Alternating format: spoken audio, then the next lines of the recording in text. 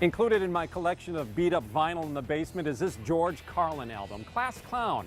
Among the cuts, the 7 words you can never say on television. A routine performed here back on July 21st, 1972, that to this day is considered one of the most famous or infamous acts in the 50 years of Summerfest. Comedy is too fragile for large groups, man. It's too fragile for outdoors and large groups. George Carlin preferred more intimate settings and admitted the large open-air venue at Summerfest was not a good fit. In the crowd was an off-duty Milwaukee police officer and his 9-year-old son. Shocked at what he was hearing, Officer Lenz went to a payphone and called his boss, the no-nonsense, iron-fisted police chief, Harold Breyer. The order came down, and the rest was history. Carlin was escorted from the Summerfest grounds by a handful of uniformed police officers, right past freelance photographer Mark Goff.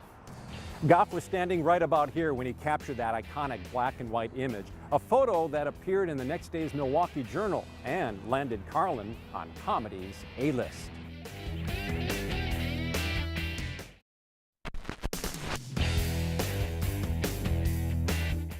One thing about Summerfest that hasn't changed over the years is its logo. Designed in 1970 for the first festival held here at the lakefront, it is so well known that instead of the word Summerfest, signs directing fans here to the grounds only use the iconic smile. Created by graphic artists Noel Spangler and Richard Grant, the Summerfest smile might be considered a precursor to the emoji. It caught on quickly, used on signs, brochures, and promotional items to brand the festival. Most look at the symbol and see a smile, but in 1970, Summerfest officials thought that it could also be seen as 2 men in a boat. Somehow that never quite caught on.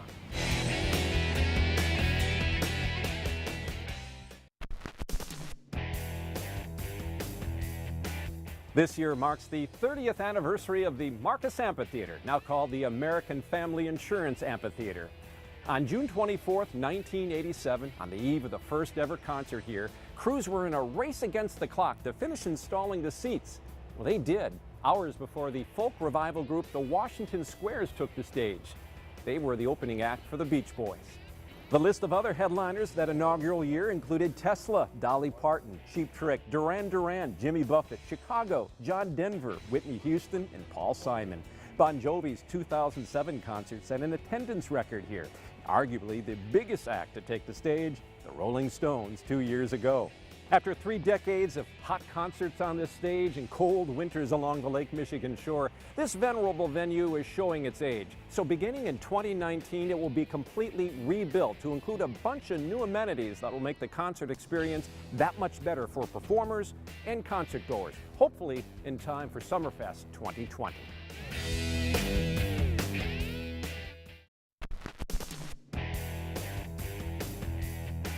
In the early 60s, the concept of Summerfest was still in the planning stages. The Milwaukee World Festival Board, which included Vince Lombardi, Schlitz president Robert Eline, and Ben Marcus, proposed a 10-day celebration. And interestingly enough, the name Summerfest wasn't their first choice. In 1966, the board suggested calling the event Juli Spaß, which is German for July Fun. Initially, it made sense because of this city's German roots and the fact that Mayor Henry Meyer was inspired by a festival in Germany during his visit there. But with racial strife on the rise in the late 60s, Mayor Meyer wanted to show Milwaukee was not a city of the clenched fist, but rather an outstretched hand of friendship. In an effort not to exclude other ethnic groups, the name Juli Spaß was dropped, and Summerfest won out just a few months before the first big gig in July of 1968.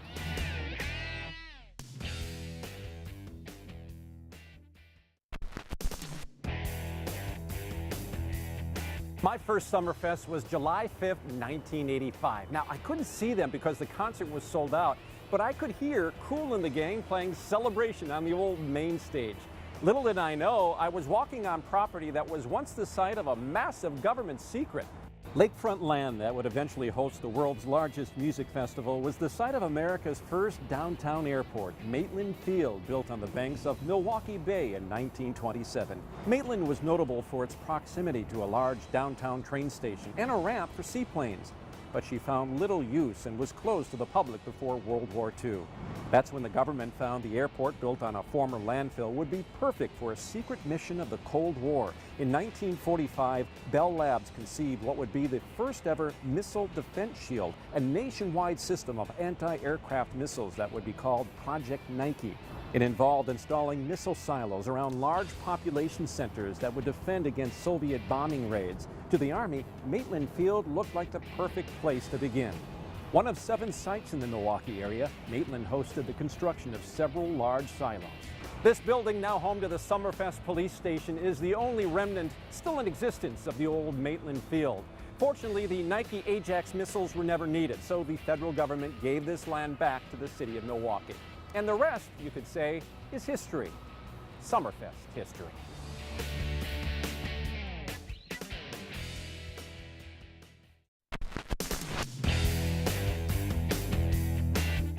Henry Meyer Festival Park is named after the longtime Milwaukee mayor who wanted to create an annual festival similar to the Oktoberfest celebration that he enjoyed so much in Munich, Germany. Well, the first 2 Summerfests were held at dozens of locations all across the area until city leaders decided to head east, here to the lakefront. Milwaukee's big 3 breweries, Pabst, Schlitz, and Miller, sponsored stages, simple wooden platforms raised on concrete blocks. And like the stages, Summerfest had plenty of rough edges that needed to be smoothed out. In 1973, a riot broke out in the stands during a performance by Humble Pie and the Blackberries with JoJo Gunn. Beer carts and police cars were overturned. More than 300 festival fans arrested. The riot forced management to reinvent Summerfest with more family-friendly offerings. In fact, the 1974 lineup featured Sha Na Na, Gladys Knight and the Pips, Johnny Cash, among others. It would be several more years before hard rock would return to this celebration. Incidentally, a former member of Humble Pie who had left the band 2 years before the riot will be playing Summerfest 50. Peter Frampton appears on the Uline stage July 2nd.